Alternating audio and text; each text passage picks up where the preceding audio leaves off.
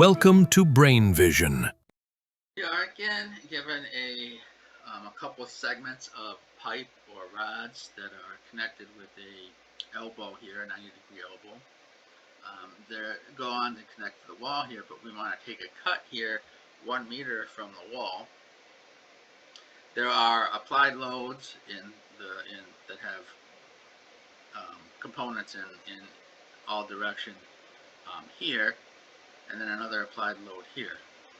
So the load here is 200 newtons in the x, minus 100 newtons in the y, and minus 400 newtons in the z direction.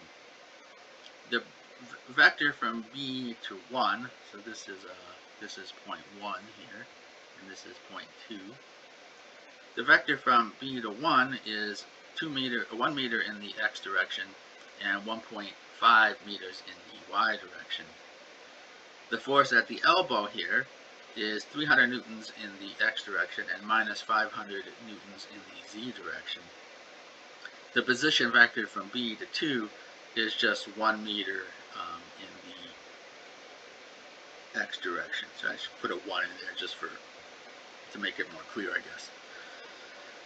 So we have 3 force components here. That's fine. 3 moment components here.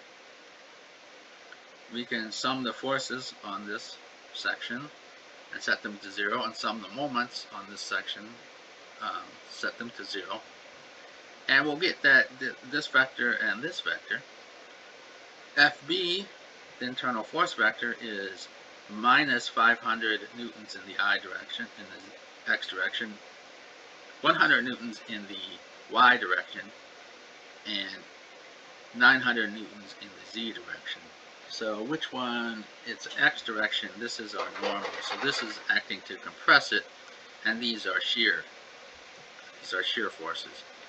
And the moment, we have 600 newton meters about the x-axis, minus 900 newton meters about the y-axis, and 400 newton meters about the z-axis.